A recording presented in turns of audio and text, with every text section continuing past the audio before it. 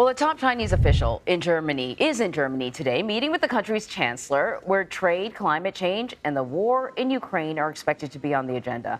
Meanwhile, U.S. Secretary of State Antony Blinken is also in Europe. He's meeting with his British and Ukrainian counterparts in London following his two-day visit to China, where he met President Xi Jinping and other officials. Before wrapping up his trip to Beijing, Blinken spoke with Chief Foreign Affairs correspondent and Face the Nation moderator Margaret Brennan. And she joins us now from Beijing. Margaret, good morning. Good morning to you. Well, there were no breakthroughs on really tough issues, but the talks didn't break down. And in this environment, that is considered progress. These two nuclear powers have at least agreed to try to stabilize this very complicated relationship. It's a work in progress. This is something that we need to do in the interests of both of our countries. Secretary Blinken left Beijing without achieving a major U.S. goal. President Xi Jinping still has not agreed to open contact between the U.S. and Chinese militaries. Cut off since August, the U.S. is concerned that a series of provocative actions by China's military, like this fighter jet buzzing a U.S. surveillance aircraft in the South China Sea, raise the risk of miscalculation. During the Cold War, the U.S. and the Soviet Union had that hotline. Is that the kind of thing you're imagining? It's less a hotline and more regular engagement, regular communication, so that they understand what we're doing and not doing. Espionage is also a top concern. China expanded a listening post in nearby Cuba in 2019 to surveil the U.S. How widespread is this in Latin America? So we've been taking steps over the past couple of years. Diplomatically, wherever we've seen China trying to create that kind of presence, we've been in there pushing back against it, and we've had some success in doing that. This is nothing new. Another area of concern, China's role in fueling the production of deadly fentanyl. Do you believe that the Chinese state can really turn that up and turn that down? Yes. Yes. We need to see much greater cooperation when it comes to fentanyl. I've had lawmakers in the U.S. say that this is done intentionally by the Chinese state. Do you believe that? We've seen cooperation from them in the past, and that's made a difference. That halted more or less over the last few years. He did express optimism on other issues, including the fate of 3 Americans the U.S. government says have been wrongfully detained. Are we in a place, though, as two governments where you're negotiating or even talking about a prisoner release, or is this just... Yes, we are. You are? We are. And there's progress? Again, I don't want to get into the details, but we are very actively talking about that. Critics of the Biden administration point to images like this propaganda photo shown on Chinese TV to argue that Blinken looked too eager to follow China's lead. But Blinken argues it would be irresponsible not to negotiate. What made this trip worth it? Look, I think we were in a place where the relationship was increasingly unstable. I think we've injected some greater stability into it.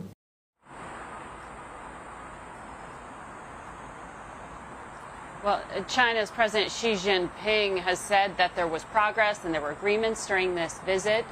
State TV fully blames the United States for the recent downturn in the relationship. No surprise there at all. You asked about, the possibility of a Cold War-style hotline, right, which would be an improvement from where we're at right now. It doesn't seem like much headway had been made when it came to military communication, but the door remains open. Then, so what comes next?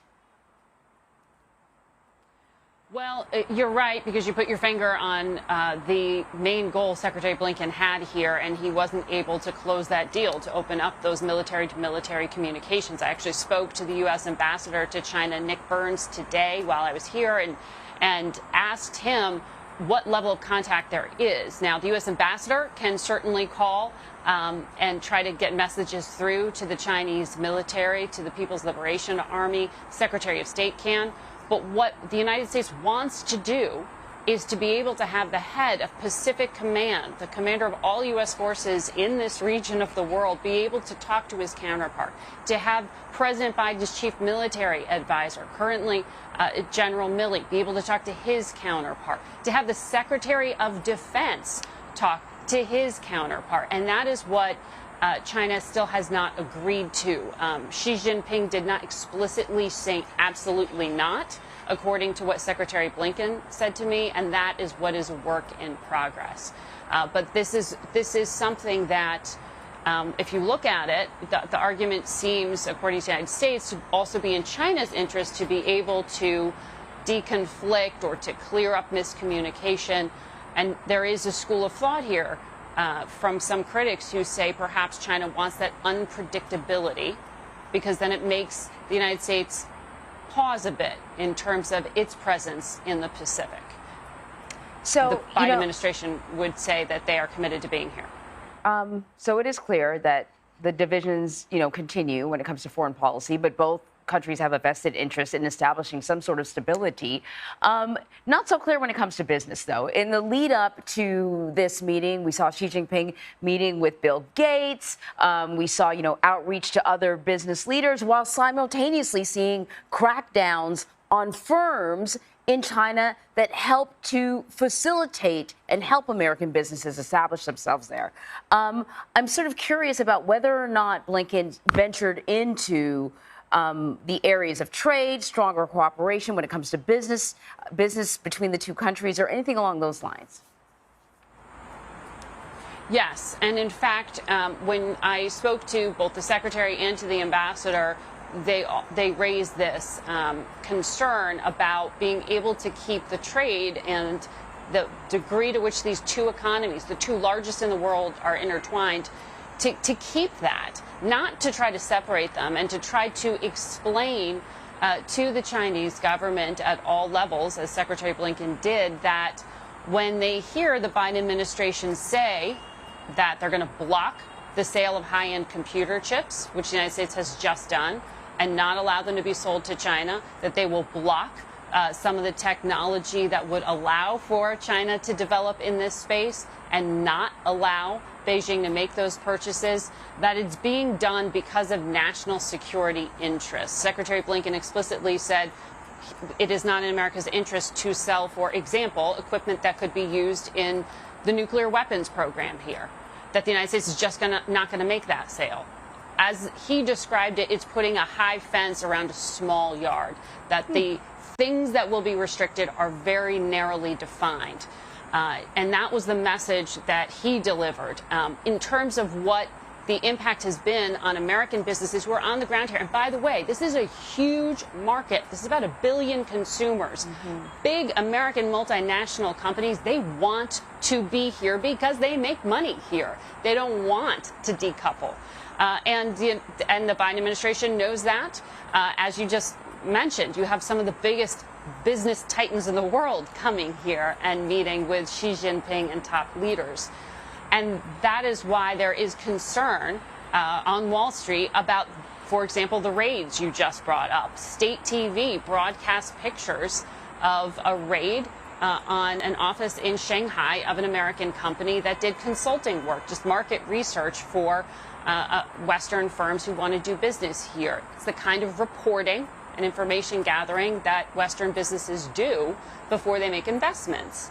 And so this is of concern. Ambassador Burns told me today that this has happened about 4 or 5 American companies. He's raised this issue at the highest levels and said, look, this is counter China's interests. And he really put his finger on this recent counter-espionage law that is being rolled out, and perhaps a lack of clarity around that might be what this is attached to. Yeah, you're going to wonder if it's a little bit of tit for tat. Oh, you want to put those high fences around a small lot, as you put it? Well, we've got some areas that we want to put up some fences as well.